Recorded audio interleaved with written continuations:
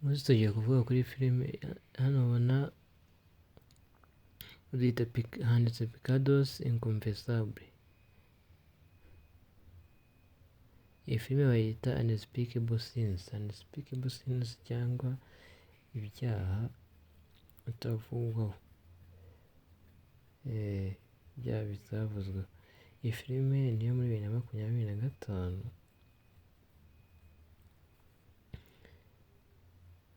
Iyi filime niyo muri 2025. Ni za zindi filime iri muri drama ubundi aba ari za filime z'amaseri. Iyi ngiyi nayo iri muri filime z'amaseri.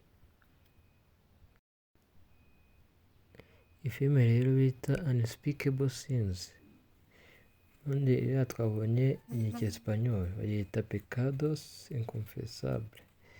Ni izina ry'Icyesipanyol, Pecados Inconfessables. No mu Cyongereza akaba aricyo bita Unspeakable Sins. Iyi ngiyi ni filime yo muri drama y'Abanyamerika. Umuntu wayikereye, umuntu wakoze iyi filime bamwita Leticia Lopez Marigal and Guillermo Rios. Noneho production, umuntu wakushayemo amafaranga muri iyi filime harimo company ariyo bita Mari Alberto Productions. Noneho hari abantu b'ingenzi bagiye bakina muri iyi filime, amazina yabo bwite ayo bakinanye muri filime, ariko tugiye kuvuga ku mazina yabo basanganywe. Abo bita Zulia Vega, abo bita Andres Beida, abo bita Eric Eisa, abo bita Manuel Masalva, abo bita Adriana Rouvier, abo bita Ana Sofia Gatica, abo bita Mario Moran, abo bita Regina Pavone, abo bita Armando Hernandez. Tumaze kubona abangahe? Tumaze kubona 8. Armando Hernandez ni uwa 9. Noneho tukagira n'uwo bita Genio Sira. Genio Sira akaba ari uwa 10. Iyi filime yasohotse ku bufatanye na Netflix. Ubundi Netflix urebye niyo yashayemo menshi. Netflix ni urubuga rw'Abanyamerika rwerekaniraho amafilime. Ubona iyi ngiyi bavuga ko ariyo Netflix rero yayifashije cyane kugira ngo iyi filime ibashe gusohoka. Rero tugiye kuvuga iyi filime muri make uko imeze. Ubwo bamaze gusohoka episode 3. Kubera ko ari kuri YouTube ntabwo turakomeza gukoresha amashusho y'abandi bantu, kugira ngo bitaba intambara.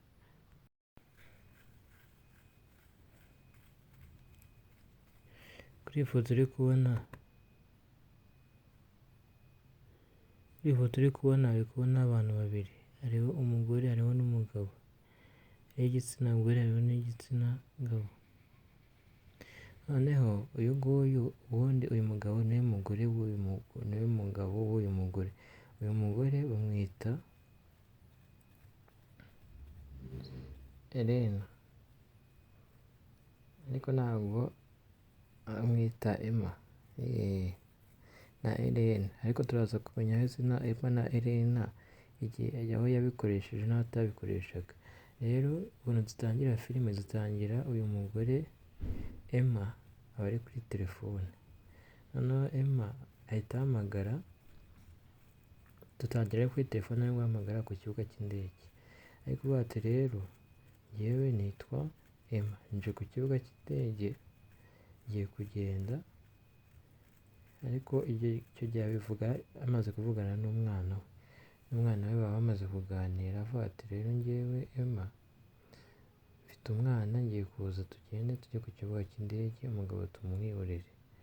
Noneho avuga gutyo ngo kwihorera umugabo, kuko umugabo amaze iminsi amufata nabi pe, bigaragara ko amufata nabi, amukubita, amucunaguza, agira ute. Ariko muri filime icyo gihe abantu bakoze casting ibyo bintu ntabwo babyerekanye, ahubwo ahubwo ikintu cyabaye, uyu muntu bita Emma w'umugore dutangiranye niwe utangira uvuga ibi bintu, ariko noneho nyuma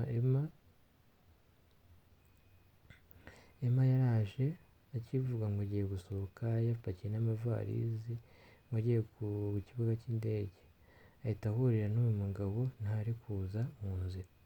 Umugabo noneho akavuga ati none se umugore ugiye ko mbonye wahukanye utanabimbwiye. Wa mugabo aramubwira ati rero ntabwo wakahukana gutyo gusa, ntabwo byashoboka, ubundi ni njyewe ukugeza uwo uri we. Hari ukuntu nyine umuntu aba ari nta giceri, abagore b'iyi minsi nicyo bikundira, bakajya ku bagabo bafite amafaranga, kandi umugore ni nkandagira bitabo nta na pirimeri yize, ngo ni uko ari inzobe gusa, akagenda ajyanye n'ubwiza bwe, ngo abagabo bakunda ubwiza. Wumve ukuntu n'abagabo basigaye badupinga, ngo abagabo dukunda ubwiza sha, ngo ntabwo dukunda abagore bafite ubwenge. Noneho hari n'abagabo baba bagenzwa n'ikibuno gusa. Uzi ikibuno cy'umuntu kizakumarira iki, kivamo iki?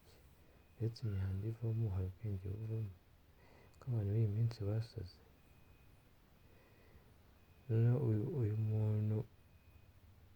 mugabo rero yaravuze ati wa mugore we ni njye wakugeza uwo uri we, nagukuye ku muhanda nta kintu ufite, ndaza nkujyana hano ndakugaburira ndagutunga n'umwana wawe mwese ndabatunga, none ni ikinyituye cyo kugenda. Igihe nyine yari ari kurekarama avuga ngo umugabo we ngo ntabwo bameranye neza, ntabwo amuryohereza, ngo usigaye arakora nyine umugore yahukana bitewe n'uko umugabo ngo atakimukunda, atakimuryohereza mu buzima bw'abashakanye. Uyu mugabo yavuze ati wa mugore we, atangiye kumukubita amusunikana n'amavarizi amubura kuri esikariye. Umugore aravuga ati turabizi kutirwanaho ni ubugwari. Umugore afata icyuma avize ati uranyegera ndagukatiriza. Ati ibyo nabyo nanjye icyo cyuma urakinyegereza ndakurasa. Aravuga ati noneho ndayamanitse pe, imbunda n'icyuma se ni iki cyarusha ikindi gukora. Umugabo rero ikintu yakoze aravuga ati umugore we ati genda ivarizi ubibike wambure uze ngusange mu cyumba uze tubonane, kuko uyu nguyu yari umugore w'uyu mugabo byemewe n'amategeko. Nuko abwira Emma ayo magambo, Emma arigendera.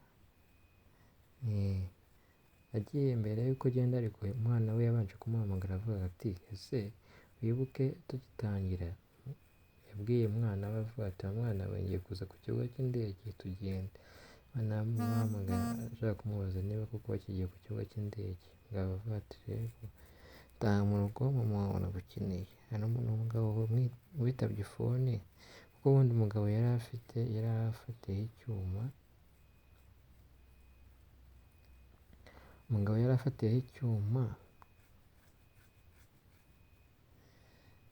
Umugore noneho nyuma uyu mugabo umwana aramubwira ati rero wa mwana we taha mu rugo. Nuko umwana arataha. Hagati aho nibutse ko iyi filime abantu bagomba kuyireba ni abantu bakuze nyine bari hejuru y'imyaka 18.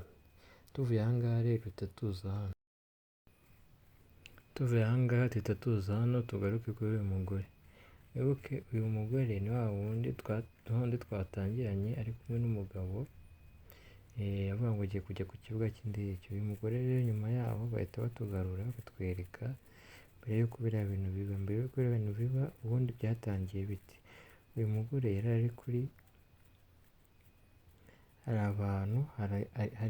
hari inzu ziba zubatse ku buryo hejuru ashobora kuba wenda barahubatse nk'ahamagaraviye, bakajya bashyira amagaravi y'umuntu bakagenda akahicara, cyangwa se hakaba hari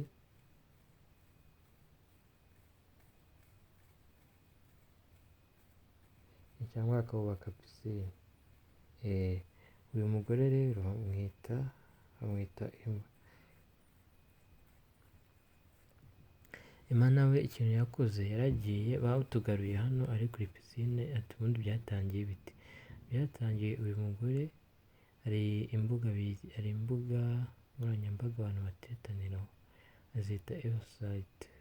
F nawe mu bice bisobanuye, F ni impine, imbuga abantu bahuriraho bagatetaniraho. Umuntu aba ari umugore akavuga ati rero wa mugore we, igiciro cyawe ni iki? Igiciro cyawe ni 500 cyangwa 600, cyangwa akabonaho umugabo akavuga ati igiciro cyanjye ni 100 cyangwa 500. Ubwo bari amadolari, kuko ababikora ni abazungu. Rero bakoresha amadolari, akenshi bakunze gukoresha amadolari, hafi ku isi bakoresha amadolari. Uyu muntu rero, uyu mukobwa Emma ahita avuga ngo arizi ngiye gushaka umukunzi, ahita ajya kuri izo mbuga zita za F-site, abonaho n'agasore keza, yitegereje ariko abona uwo musore nanone yabonye kuri izo mbuga nkoranyambaga, asa nk'umusore uri kunuza, uri kuri pisine. Avuga ati buriya se yaba ari we?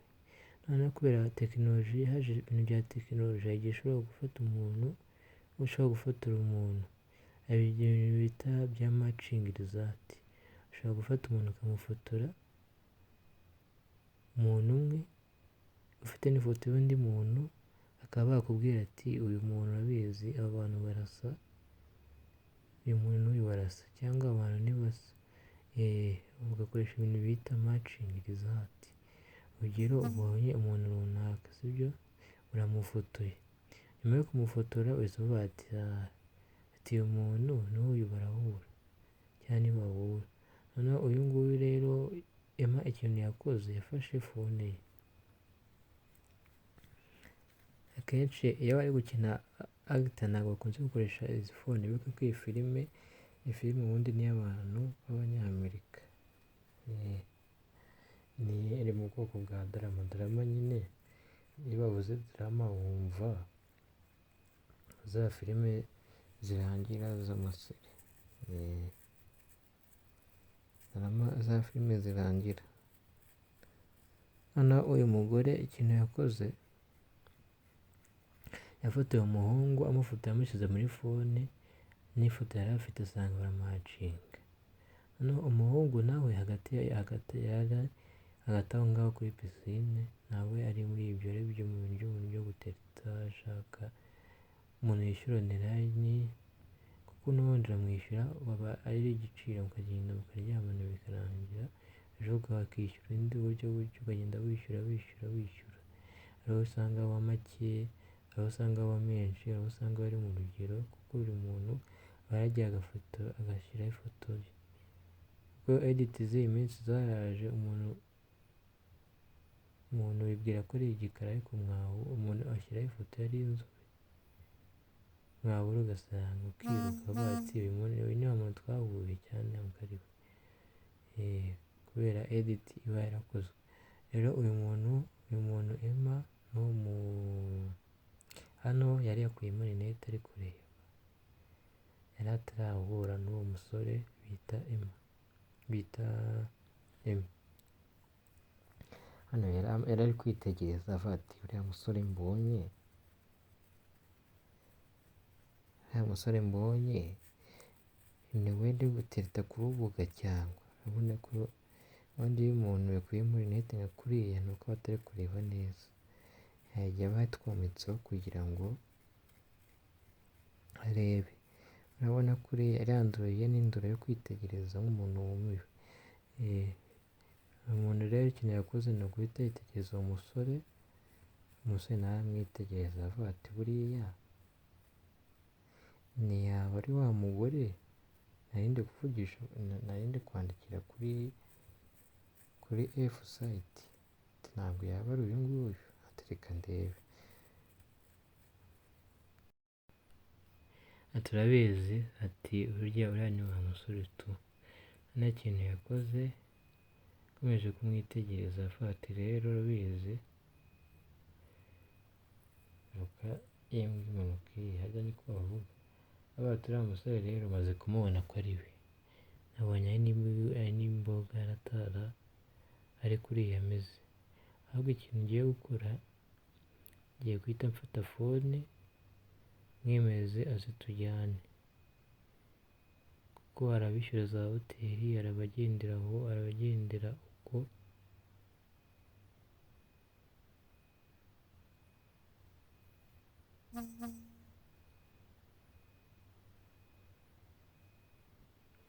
noneho yabwiye uno musore, aramubwira ngo tugiye kujyana, hano ikiri ya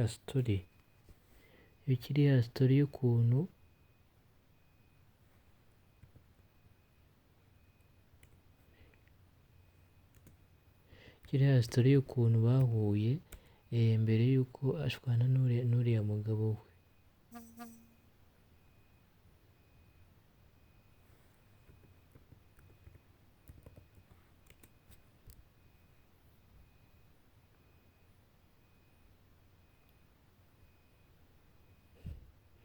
Noneho ukuntu bigenda, bivuga ko uyu mugore ubundi aba yarashyingiwe mu buryo bwemewe n'amategeko n'umugabo bita Claudio cyangwa Eric Heiser, wari umunyamafaranga ufite hoteli, impamvu yavugaga ko yamukuraga ku mihanda, ngo yamukuye ku mihanda nyine aramutoragura. Noneho uyu mukobwa rero yasigaye atabona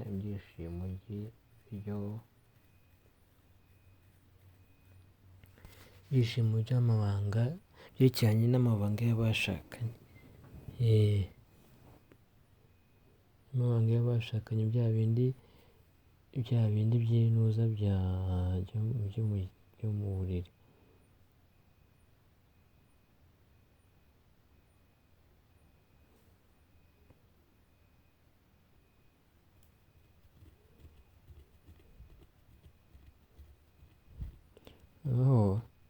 Tuvuye aho ngaho tugaruka hano, uyu mugore ari kwitegereza umusore, aha ngaha noneho baba bagiye kujyana, kuko ubundi baba barangije kwemeranya, bavuga ati rero wa musore we ntagukunze, noneho umugore nawe umugabo nawe akavuga ati ntagukunze ntanakaguze, kandi wibuke ko ntabwo bose bagurana, umwe ashima undi akamugura n'undi akamugura, bagahuza bagamije kujya kwishimisha gusa, kwishimisha ariko mu byerekeranye n'imyanya n'ubuzima bw'imyororokere. Uyu mugabo rero ikintu akora ahita agenda akajyana n'umugore, icyo gihe umugabo aba atabizi, hano niyo tuba tugitangira, umugabo we aba atabizi, umugabo we aba ari aho mu kazi, wa mugabo bashakanye ku buryo bwemewe n'amategeko, kandi nta nubwo uyu mugabo aba azi ko yihuriye n'umukobwa nyine kwa kundi bahura. Urabona iyo ugiye gufunguza akawunti ushyiraho ibintu ushaka, ushobora gushyiraho ngo uri mariye kandi utari mariye, cyangwa ugashyiraho ngo ntabwo uri mariye kandi uri mariye, ugashyiraho ifoto weditinze ngo ni wowe kandi atari wowe. Urabona hariya ushyiraho ibintu byose ushaka, ku buryo umuntu ashobora kwibwira ko ari we muri kuvugana kandi mu by'ukuri atari wowe, ahubwo winjiza undi muntu. Hari n'igihe ushobora gushyiraho ifoto y'undi mukobwa, mwahura neza ukavuga ati se uriya ni wa wundi twavuganaga, cyangwa yanuburiye. Ariko benshi bashyiraho amafoto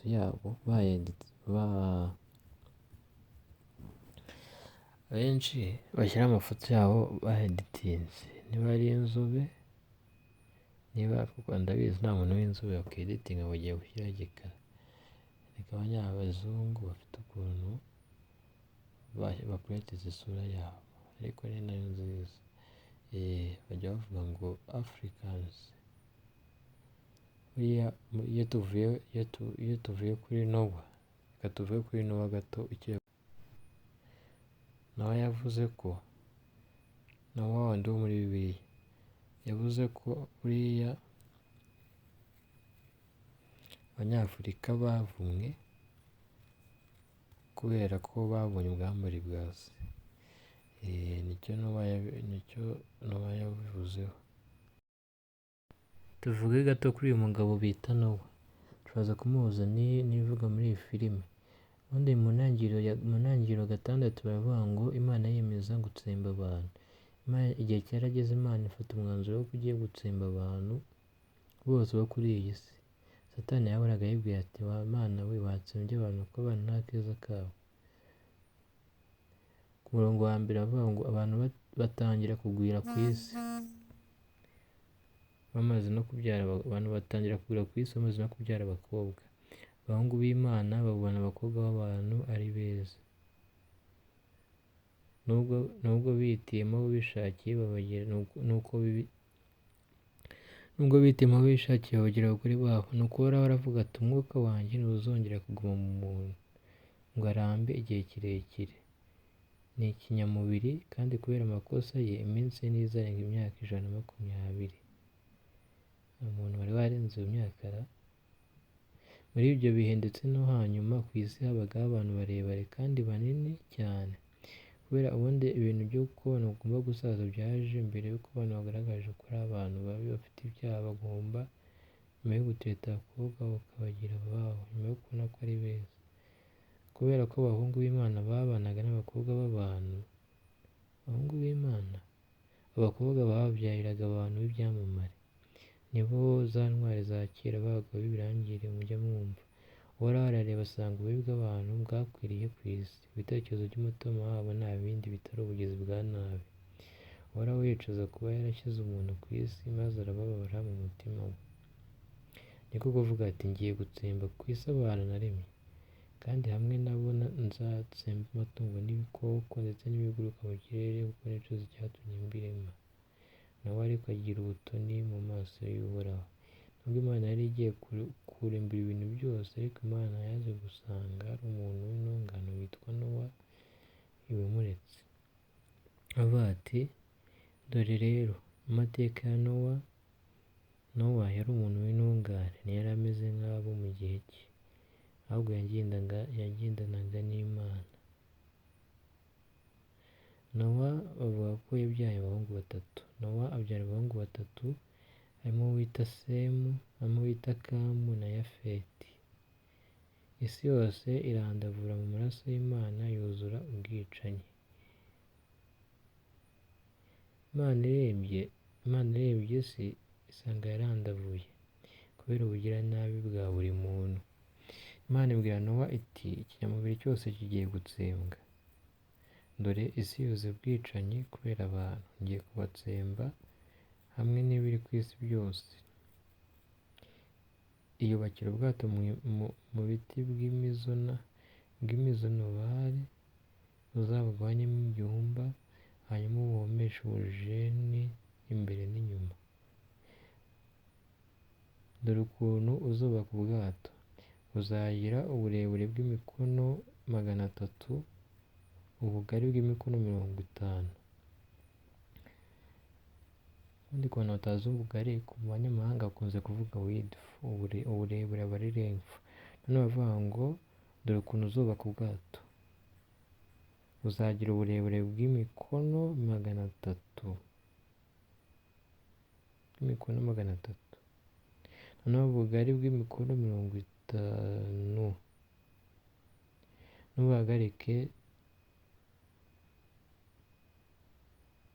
Ubuhagarike nibyo bita height. Urabona kuriya itanga ibimeze, abiye kuri rege itanga ibimeze. Tuba dufite height, tukagira with, tukagira hate, tuba dufite hate, tukagira with food, tukagira na length. Noneho Imana yarakomeje iravuga, dore ukuntu uzubaka ubwato, buzagira uburebure bw'imikono 300, ubugari bw'imikono 50, n'ubuhagarike bw'imikono 30. Ubwato uzabuha igisenge, maze uburangirize ku mukono umwe uturutse ku gasongero. Umuryango w'ubwato uzawushyire mu rubavu rwabwo, hanyuma uzawubakemo amagorofa 3, imwe hasi, indi hagati, n'indi hejuru. Njyewe dore ngiye guteza ku isi umwuzure w'amazi yo gutsemba ikinyabuzima cyose gihumekera mu isi y'ijuru, maze ibiri ku isi byose bizapfe. Imana hano yari imaze kubona ko nta keza k'ikiremwamuntu. Ariko nzagirana nawe isezerano, uzinjire mu bwato, wowe n'abahungu bawe n'umugore wawe n'abakazana bawe. Mu binyabuzima byose, mu binyamubiri byose, uzinjize mu bwato bibiri, ingabo n'ingore. Muri ubwo abonye ko n'ikintu cya gender balance kira cyabagaho muri Bibiliya. Muri ibintu bya gender balance ntabwo ari ibintu bije nona. Ati umugore akwiye koza ibyombo byose byo mu rugo, umugabo yicaye yadamaraye. Ati umugabo agomba guhahira urugo, umugore ari aho adamaraye akajya ajya iby'umugabo yavunikiye. Abagore b'iyi minsi niyo mpamvu nta keza k'abagore, niyo mpamvu no gushaka bizangora. Kera na gender balance byabagaho. Urabona ko Imana ibwira Nowa yavuze ati mu binyabuzima byose, mu binyamubiri byose, uzinjize mu bwato bibiri, ingabo n'ingore muri buri bwoko, kugira ngo birokoke hamwe nawe. Ubwo nawe ari kuzajya arokokana n'ingabo n'ingore. Inyoni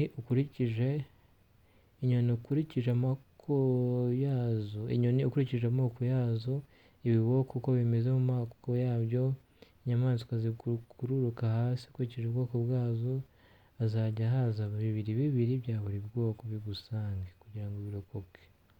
Nawe wowe uzafate ku bishobora kuribwa byose, uzabihunike. Niyo mpamvu umuntu utarya nabaho. Uzabihunike, bizakubera ibiryo, bizagutunga wowe n'izo nyamaswa. Nawe agenza atyo, ko Imana yari yamutegetse, niko yabigenjeje. Noneho hano nyuma Nowa amaze gukora ibyo Imana yamusabye, Imana yahamwe ati Nowa rero genda uboneke ibintu, ngiye guteza umwuzure ku isi, uzarimbura icyitwa ikiremwamuntu cyose n'inyamaswa. Ati wowe genda uboneke ibintu byose, urebe n'inyamaswa zose ujyana, ugomba muri buri bwoko bwose bw'ikinyamaswa uzajya ufata ingabo ingore. Nurangiza uboneke ibintu uzarya n'ibintu uzaha iyo nyamaswa, n'ibintu uzajya n'iby'inyamaswa izarya. Noneho nyuma ahangaha ni mu intangiriro umutwe wa 6, muri 7 baratubwira ati Uhoraho abwira Nowa ati injira mu bwato, kuko yamubwiye ati ugomba gukora ubwato bwawe. Ubwato bugomba kuba bufite uburebure bw'imikono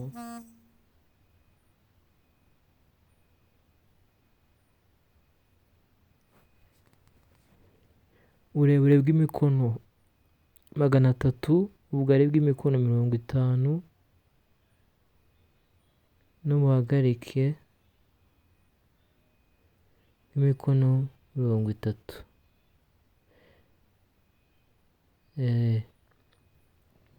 Noneho nyuma y'ibyo urabwira Nowa ati Nowa injira mu bwato we n'inzu yawe yose, kuko mu bantu b'iki gihe nasanze ntungane mu maso yanjye ari wowe gusa. Urumva ariko icyo gihe Nowa niwe wari intunganisha abantu b'abanyabyaha bazashira. Mu nyamaswa zose zitazira uzafate indwi za buri gitsina, ingabo n'ingore. Naho mu zizira uzafate ebyiri, ingabo n'ingore. naho mu nyoni zo mu kirere uzafate indwi za buri gitsina, ingabo n'ingore, kugira ngo ubwoko bwazo bwoye kuzacika ku isi. Twikomereze filime yacu. Hejuru rero ukuntu bigenda nyuma yabyo, ukuntu byagenze. Uyu nguyu urabona, uyu mugabo ari kumwe na uyu mugabo niwe bahuriye ku rubuga rwa F-site. Umugabo barahuye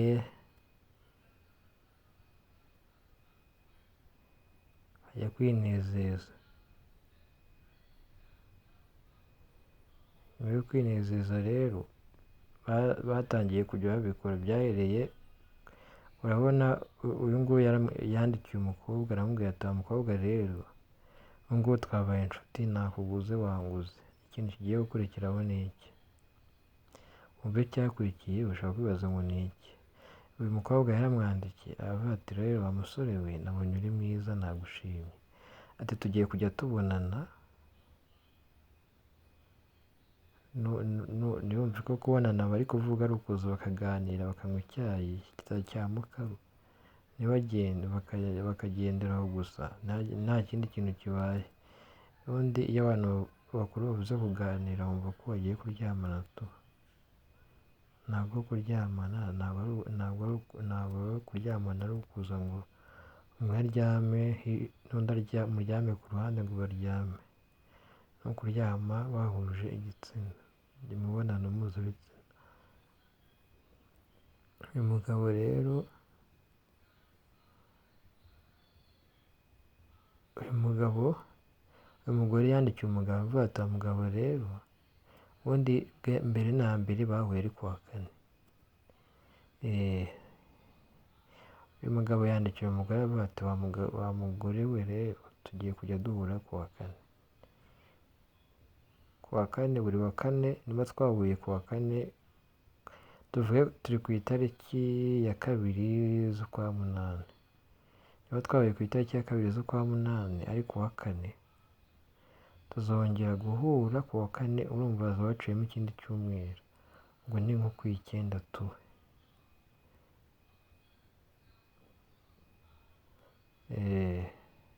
Hazaba haciyemo icyumweru. Avuga ati tugiye kujya duhura nyuma y'icyumweru, ariko kuwa kane, ku munsi wo kuwa kane. Uyu munsi twahuye ari kuwa kane, icyumweru gitaha tuzahura ari kuwa kane, ikindi gikurikiyeho duhure ari kuwa kane. Ariko undi mwihariko uyu mukobwa yari afite, yishyuriye umuntu akuryohereza ukamukunda ukumva wanamwiyuhana mu bintu byose. Uyu mukobwa yishyuriye umuhungu hoteli, avuga ati rero tugiye kujya tujya muri hoteli. Kuko uyu muhungu nubwo yacaga inyuma umukobwa, urabona izina bya F-site ni imbuga zihurira abantu benshi. Wagenda ukigurira, ugura inyanya zo mu isoko, ukigurira ubonye ukagura, ejo ukagura undi, gutyo gutyo, ku buryo umenyana n'abantu benshi. Uyu musore rero nawe niko yari ameze, amaze kumenyana n'abantu benshi tu. Ariko nanone nubwo uyu mukobwa yari yamubeshye amazina ye, aravuga ati rero ngewe banyita Emma. Kwa kundi nyine ushobora gufunguza nk'akawunti ukiyita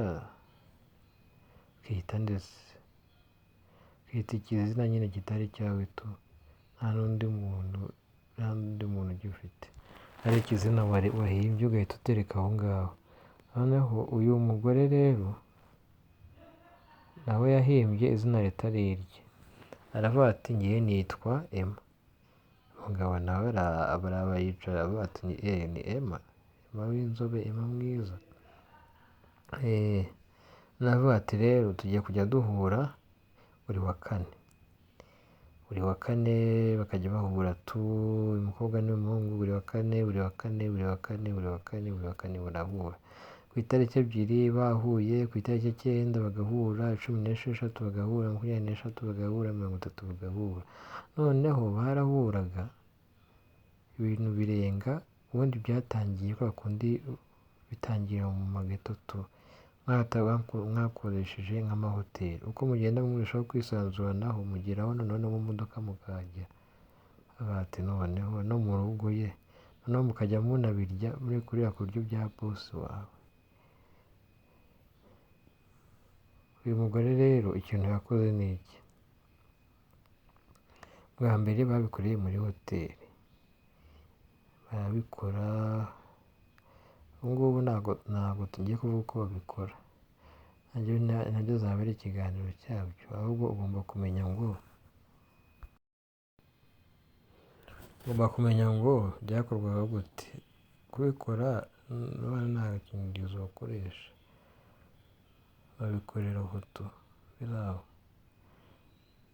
Uyu mugore n'uyu mugabo barabikoze umunsi wa mbere, umunsi wa kabiri, umunsi wa gatatu, umunsi wa kane, umunsi wa gatanu. Noneho byaje bigera ku munsi wa 13. Ubwo bamaze iminsi 13 babikora, uyu mugabo n'uyu mugore. Nyuma ariko ukuntu byagenze, babanje kujya muri hoteli.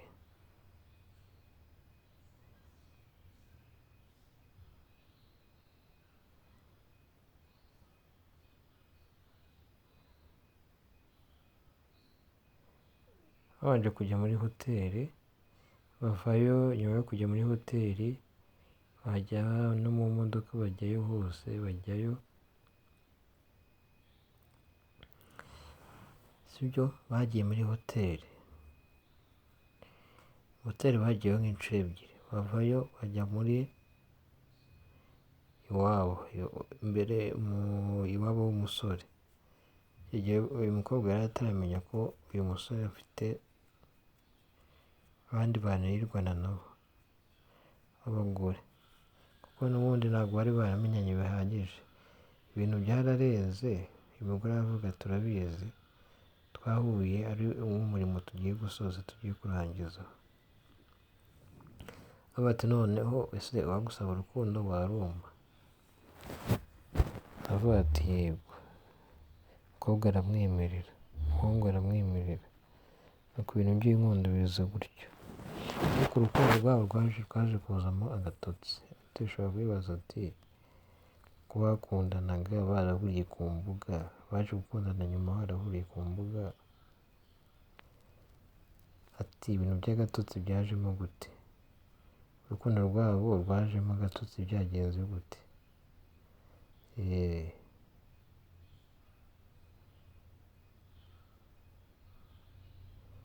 Ibintu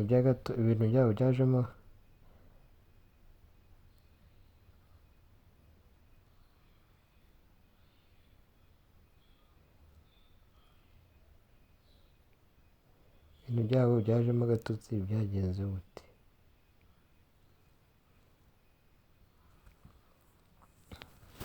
Uyu mugore rero niwe wibukije umugabo ko bamaze iminsi 13 bakora ibyo bintu. Baramubwira ati, ese iyo minsi warayibaze koko? Ati wese ntayo wabaraga? Ati nanjye, atarabizi, nanjye ntabwo nayibaraga pe. Ntiraza nkakora. Iyi nibyo bita, iki ni igikorwa ubundi umuntu aba akwiye gukora mu mabanga y'abashakanye. Iki gikorwa n'ubundi Imana yaremewe gusa kugikora neza ni gukora imibonano mpuzabitsina. Apana muza akanwa, cyangwa muza kibuno, cyangwa muza. Ugomba kubikora uko Imana yabishatse ko bikorwa. Kutayikora gutya aba ari ukuyitenguha. Rero ibintu byinshi nka bitanu, ibintu byinshi nk'icumi uyu mukobwa yaje kuvumbura kuri uyu mugabo nyuma. Kandi nanone uyu mugore ntabwo, uyu mugabo n'uwe yakundana n'uyu mugore ntabwo yari amuzi neza. Ati ni umuntu twahuye imbogari.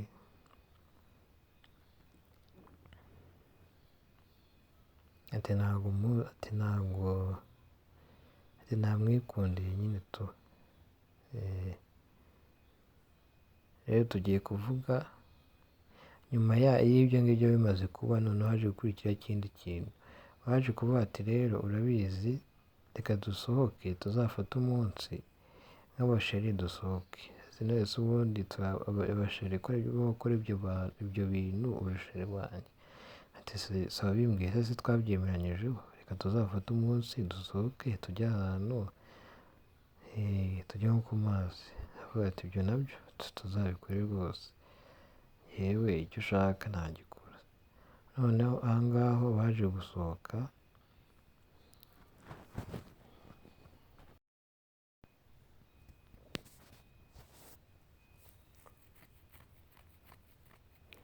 twakomeje. Ahangaha niho rero baje gusohoka, sibyo?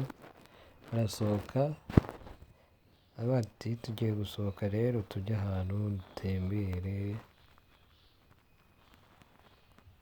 ko urumva bari bamaze iminsi biyumvanamo cyane. Baza aho hantu bahuye, niwe muntu wa mbere bahuye inshuro nyinshi. Inshuro ya mbere tuvuge niba ari inshuro 13, inshuro icyumweru cya mbere, icyumweru cya kabiri baba barahuraga, tuvuge ku wa kane bakongera guhura ku wa kane, ubwo habaga ari icyumweru. Ubwo ugereranyije wasanga ugiye kugereranya, wasanga byibuze barahuraga ibyumweru 13, oya iminsi 13, kuko nanone ntabwo bahuraga iminsi yose, bahuraga umunsi umwe mu cyumweru, ku wa kane bakongera bakahura ku wa kane, ku wa gatanu niba ari ku wa kane bakongera guhura ku wa kane, icyumweru cyuzuye. Hano bari iminsi 13, ubwo buzuye bamaze iminsi 13. Noneho nyuma rero byagenze biti, umugabo yavuze ati rero ndifuza ko twakora akantu agakisi, ati ndifuza ko twasohokana. Ati ibyo nabyo gusohokana gusa se? Barasohoka. Noneho basohotse bari mu gahoteli, nibwo uyu mugabo ari kumwe n'uyu mugore yarasohotse, bagiye mu gahoteli kwa kundi basohoka bahurira n'abagore. Umugore atangira ko niyo mpamvu rero abagore nta keza kabuburiye. No mu gitabo cya Bibiliya, ubundi reka tuvuge imizi y'ahantu, impamvu bavuga ngo umugore acumuza umugabo, ahantu byatangiriye. Tuze tubinonosore neza, urebe ko ari ibintu byabayeho kuva ikiremwamuntu cyabaho.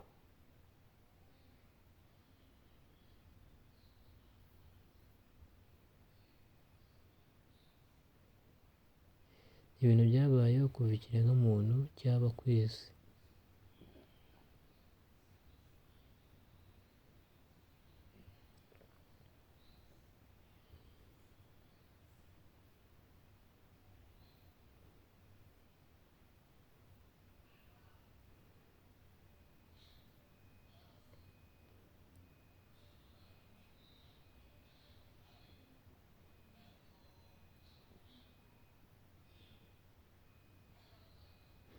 Icyo gihe ukuntu byatangiye, Imana yatangiye ibaha amategeko, kuko Adamu na Eva ubundi babaga muri Edeni. Bivuga ku isi nta n'agahuru ko mu gasozi kaharangwaga, nta n'icyatsi cyari cyakamera ku misozi, nta n'umuntu wariho ngo ahinge ubutaka. Ngo dusigaye duhinga, tugasarura ibitoki, ibirayi, tugasarura. Niyo mpamvu ukwiye kuba kurya ibiryo byo mu butaka, kuko n'ubundi natwe turi ubutaka. Twagakwiye kuba biriya biryo byo mu nganda birangiza. Hano bavuga ngo ariko isoko yapfupfunukaga mu kuzimu, ikabobeza hejuru y'ubutaka hose. Nuko rero Imana abumba umuntu mu ibumba rivuye mu gitaka, amuhuha mu mazuru umwuka w'ubuzima. Nuko urabizi, iyo amazuru yafite ikibazo cyangwa atari guhumeka neza, ubwo tayari bishobora kuzarangira upfuye. Nuko niyo mpamvu umuntu ahumekera mu mazuru, niho hizewe, nuko umuntu aba muzima. Ubwo rero Imana atera, niyo mpamvu umuntu iyo bagiye kumushyiramo umwuka, ntabwo bagushyiramo umwuka mu kanwa. Ntabwo ubundi hari ubwoko bw'imyuka bashyiraho abantu kwa muganga, hari ibyo bita bomboni masike.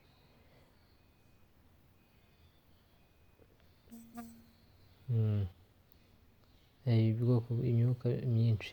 No ubwo Uhoraho Imana atera ubusitani iburasirazuba muri Edeni, ahatuza muntu yari amaze kubumbabumba. Uhoraho Imana ameza mu gitaka ibiti by'amoko yose binogeye amaso kandi biryoshye, ameza n'igiti cy'ubugingo mu busitani hagati, n'igiti cy'ubumenyi bw'icyiza n'ikibi. Uruzi rwaturukaga muri Edeni rugasukira ubusitani, rukahava rwigabanyamo amashami 4. Izina ry'uruzi rwa mbere ni Pishoni, nirwo rwazengurukaga igihugu cyose cya Hawila, ari cyo kibamo zahabu. Kandi zahabu y'icyo gihugu ni nziza cyane, kibamo n'amabuye y'agaciro nka buderiyumu na onigisi. Izina ry'uruzi rwa kabiri ni Gihoni, nirwo ruzenguruka igihugu cya Kushi. Tumaze kubona ibihugu bibiri, harimo Hawari na Kushi. Uruzi rwa gatatu ni Tigiri, nirwo rutemba runyura mu burasirazuba bwa Ashuru. Uruzi rwa kane ni Efurati. Noneho uru ruzi rwa kane, ubundi hari inzuzi, mbabarire, ntabwo ubwinshi bw'uruzi ari inzuzi. Noneho uruzi rwa gatatu ni Tigiri, nirwo rutemba runyura mu burasirazuba bwa Ashuru. Uruzi rwa kane ni Efurati. Noneho Uhoraho Imana ashyira muntu mu busitani bwa Edeni ngo buhinge kandi aburinde. Nuko Uhoraho Imana ategeka muntu ati, igiti cyose cyo muri ubu busitani ushobora kukiryaho, ariko igiti cy'ubumenyi bw'icyiza n'ikibi ntuzakiryeho, kuko umunsi waramutse ukiriyeho uzapfa nta kabuza. Nuko Uhoraho Imana aravuga ati, si byiza ko umuntu aba wenyine, ngiye kumugenera ubufasha bakwiranye. Urabona hariho umuntu Eva ataravuka. Uhoraho Imana abumba mu gitaka inyamaswa zose zo mu ishyamba n'inyoni zose zo mu kirere, azizanira umuntu ngo arebe ko umuntu azita amazina. Maze ikinyabuzima cyose kigira izina cyiswe na we. Umuntu yita amazina ibitungwa byose n'inyoni zose zo mu kirere n'inyamaswa zose zo mu ishyamba, ariko umuntu ntiyabonamo ubufasha bakwiranye. Abantu b'iyi minsi rero barasaze, basigaye baryamana n'inyamaswa nk'aho ubwenge bwarayobye, ubwenge bwasubiye mu gitaka. Kuryamana n'inyamaswa ari umuntu gusa aba ari ubwenge buri mwaho koko. Nuko Uhoraho Imana atera umuntu gusinzira ibitotsi bikomeye, arasinzira. Buriya wumve ukuntu umugore ari ikintu cyubashywe, ari umuntu wubashywe, wumve ukuntu bari mu mugore byagenze. Nuko Uhoraho Imana atera umuntu gusinzira ibitotsi bikomeye, arasinzira, afata rumwe mu mbavu ze, maze asubiranya umubiri. Ubwo rubavu Uhoraho Imana avanye mu mugabo akoramo umugore. Niyo mpamvu umugabo ahura n'umugore bakaba umwe, kuko umugabo ni igice. Muri iyi minsi baravuga ngo uri igice, ngo narakwihebeye, ngo ni wowe igice cy'ubuzima bwanjye. Amagambo amaterimi bazanye muri iyi minsi basigaye bavuga, ibyo ntabwo namenya ibyo baba bavuga. Umugabo ariyamira avuga ati, noneho dore igufwa ryo mu magufwa yanjye n'umubiri uvuye mu mubiri wanjye, yazitwa umugore, kuko mu magambo ariho avuye, kuko mu mugabo ariho avuye. Umugabo, iryo zina ry'umugore na Adamu warizanye. Noneho nicyo gituma umugabo asiga se na nyina, akizirika ku mugore we, bakaba umubiri umwe. Buriya uko byagenda kose, uri muntu wese uba kuri iyi si, ikintu ababyeyi babo bamufasha ni ukumurera, ariko we aba afite umuntu bazabana akaramata, umuntu Imana yamuremeye. Buriya gukunda bibaho inshuro imwe. Buriya hari umuntu uba ukunda 100%, abandi bose uba ubabeshya. Urwo rukundo rero umuntu warukunze n'Imana iba yarakuremeye. Icyo gihe ariko nyuma y'ibyo, bombi yaba Adamu yaba Eva bari bambaye ubusa, ari umugabo n'umugore, ariko we ntibyari bitateye isoni. Ntabwo byari bibateye isoni. inzoka yari inyaryenge kurenza izindi nyamaswa zose zo mu gasozi Uhoraho yari yahanze. Ibaza umugore ati koko Imana yavuze ngo ntimukagire igiti cyo mu busitani muryaho? Umugore asubiza inzoka ati imbuto z'ibiti byo muri busitani dushobora kuziryaho, naho ku mbuto z'igiti kiri hagati y'ubusitani Imana yavuze ati ntimuzaziryeho ntimuzazikoreho ejo mutazapfa. Inzoka ibwira umugore ati gupfa ntimuzapfa. Ati ahubwo Imana izi ko umunsi mwaziriyeho amaso yanyu azahumuka maze mukamera nk'Imana mukamenya icyiza n'ikibi. Umve ya nzoka baciye amaguru ibyo yakoze. Umugore arareba asanga icyo giti kiryoshye kinogeye amaso kandi cyanashobora gutanga ubwenge. Wumve irari ubundi rituruka mu bagore, niyo mpamvu n'akeza kabo. Asoroma imbuto zacyo aryaho, aho n'umugabo we bari kumwe nabo ararya. Nuko amaso yabo bombi arahumuka bamenya ko bambaye ubusa, nuko badodekanya amababi y'umutini maze barayacocera ngo bumve Uhoraho Imana wagendagendaga mu busitani mu mafu y'igicamunsi. Umugabo n'umugore we bihisha Uhoraho Imana mu biti by'ubusitani. Uhoraho Imana ahamagara umuntu aramubaza ati uri he? Undi arasubiza ati numvise ijwi ryawe mu busitani ngira ubwoba kuko nambaye ubusa ndihisha. Uhoraho Imana ati ninde waguhishuye ko wambaye ubusa? Abo ntiwariye ku giti nari narakubujije kuryaho? Umuntu arasubiza ati umugore wanshyize uruhande niwe wambaye kuri cya giti ndarya. Uhoraho Imana abwira umugore ati wakoze ibiki? Umugore arasubiza ati inzoka yampinze ubwenge ndarya. Uhoraho Imana abwira inzoka ati kuko wakoze ibyo ubaye ruvumwa mu nyamaswa zose z'agasozi uzakurinda. Kuva icyo gihe ubundi mu bantu bize ibintu by'ibinyabuzima hari ibintu bita reptiles. Reptile ni ibintu bikurura inda. Inzoka yari muri bintu bidakurura inda, yaje gukurura inda nyuma y'uko ihawe igihano n'Imana. Uzakurura inda hasi maze urye umukungugu iminsi yose y'ukubaho kwawe. Kiza inzigo hagati yawe n'umugore, hagati y'urubyaro rwawe n'urubyaro rwe. Ruzakuzanjagura umutwe nawe rukomeretse ku gatsinsino. Abwira umugore ati nzongera imiruho yawe igihe utwite, maze uzabyara ubabara, uzahora wifuza umugabo wawe ntagutegeke. Hanyuma abwira muntu ati kuko witaye ku magambo y'umugore wawe ukarya ku giti nari nakubujije nko kumubwira ati ntuzakiryeho, ubutaka buravumwe ku mpamvu yawe. Uzabukuramo ikizagutunga bikuguha iminsi yose yo kubaho kwawe. Uzakwerera amahwa n'ibitovu maze uzatungwe n'ibyatsi cyo ku gasozi. Umugati wawe uzawurya wiyushye akuya kugeza ubwo uzasubira mu gitaka kuko ari cyo wavuyemo. Koko rero uri umukungugu kandi uzasubira mu mukungugu. Burya tujye tumenya ko turi imikungugu.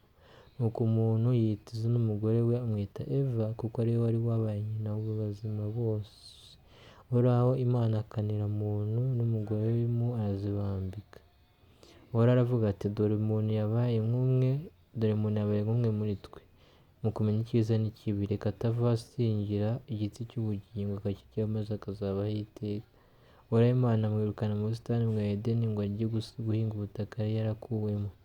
Nuko yirukana umuntu maze mu burasirazuba bw'ubusitani bwa Edeni ahashyira abakerubimu bafite inkota y'umuriro wikaragaga ngo barinde inzira igana ku giti cy'ubugingo, kuko iyo icyo giti bari kukiryaho bari kugira ubugingo buhoraho.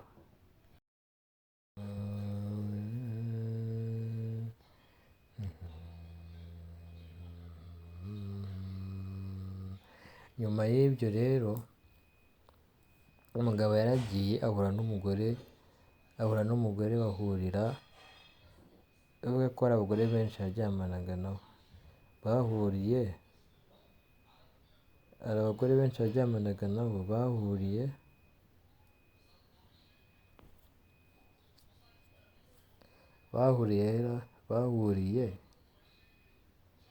Bahuriye muri hoteli yagiye gusohokana n'umukobwa. Avuga ati dore wa mugabo, ese wakoze mariage ntiwatubwira abantu? burya ufite undi mugore?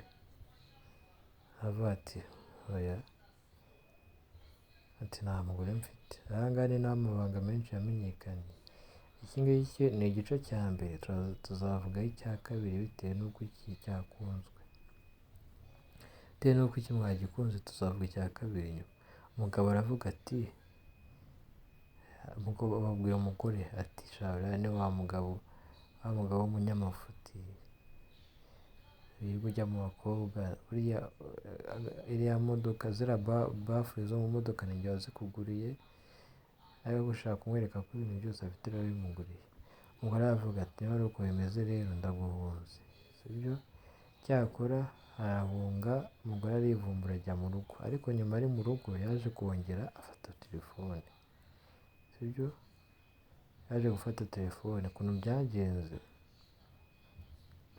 Ukuntu byagenze yafashe telefone yandikira uno mugore, nako umugore yafashe telefone yandikira uno mugabo, aravuga ati rero reka ibintu by'urukundo tubivemo, ahubwo tuzaduhura tugiye kwishimisha gusa, ukuntu bizagenda tuzaduhura tugiye kuryamana gusa, nta kindi kizajya kiduhuza. Ibintu by'urukundo biparikiraho, bongera guhura. Noneho aho bahuriye hari umuntu wundi ucuruza ushinzwe rwa rubuga rwa F-site, nawe yaje guhura n'uyu mugabo aramubwira ati ese uriya mugore, n'uyu mugore yari yaje bavuze ko aribo bagiye guhurira, ati uriya mugore muraziranye? Ati uriya mugore ni inshuti yanjye, bamwita Emma. Ati barakubeshya, ati uriya mugore ntabwo bamwita Emma, yarakubeshya. Uriya mugore afite umugabo w'umumiliyoneri w'umukire, ese ngo bamwita nde? Bamwita Irene. Niho yaje kumenya amazina ye bwite ko ari Irene. Gusa yaragiye amusanga muri dushe, atangira gukuramo ipantaro, bakora ibyo bakora. Babirangije, nk'umuntu wari ufite bizinesi, ntabwo yari kugira ngo ahombe abakiriya, kuko uyu mugabo yari umukiriya we. Yabonye umugore bagiye kumufata, aravuga turabizi, akagenda ndangaza umugabo we, kuko aramutse amufashe bya ibindi ashobora no kumwica. Ahubwo ashobora kumufata akamurasa akamwica. Nuko nyuma y'ibyo umugabo yaramwihoreye. Umugabo barabikoze, umugore yumva aho ngaho yahava byose birangiye. Abishe muri dushe.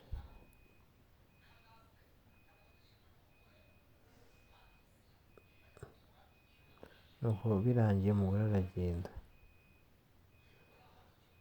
Hanyuma y'ibyo umuntu yari amaze kumurangaza, avuga ati uriya mugore nta keza ke, aba ifite umugabo ku ruhande, yarakubeshye ngo atangira gucyurirana. Avuga ati warambeshye nawe urambeshya, twese ko twabeshyanye, si kimwe kuri kimwe, reka dukomeze ubuzima bwacu nabi. Ni uko nguko rero byagenze. Noneho nyuma barongeye bakajya baza n'ubundi bongera guhura, ariko umunsi bahuye noneho babikoze ariho kamera niyo yaje guteza ikibazo. Ushobora kuvuga ati iyo kamera bakoresheje icyo gihe, byarangiye gute iby'iyo kamera? Rero mu gice cya kabiri cy'iyi ngiyi, ariko ndabanza umenye niba iki koko mwagikunze. Mwagikunze mugende mubyandike muri komenti. Nimbona hari reaction mwayigezeho, nibwo nzakora igice cya kabiri. Kuko niba ushaka filime nayo yuzuye, filime nayo irahari, yatwandikira akoresha tukayimuha. Ciao naho ibindi biganiro. gusa agafilime ni keza, agafilime iyi ni episode, gafite episode eshatu nizo zimaze gusohoka.